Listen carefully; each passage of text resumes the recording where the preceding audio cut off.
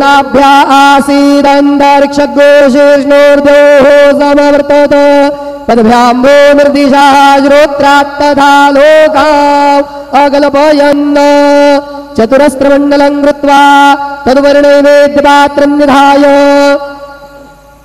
गायत्रीमन्त्रेण पात्रान् प्रोक्षयेत धेनुमुद्रां प्रदर्शयेत ऋतं त्वा सत्येन बर्हिञ्जामि नैवेद्यं निवेदयामि।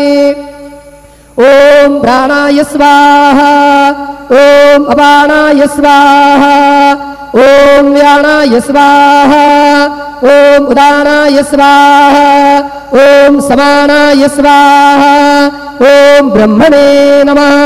नैवेद्यमध्ये पानीयं समर्पयामि पुनर्नैवेद्यं निवेदयामि।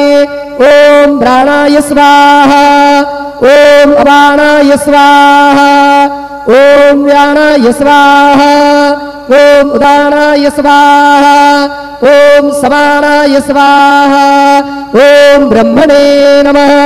नैवेद्यं समर्पयामि हस्तप्रक्षालनं समर्पयामि मुखप्रक्षालनं समर्पयामि शेषोपचारार्थे प्रार्थनापूर्वकं नमस्कारं करोमि।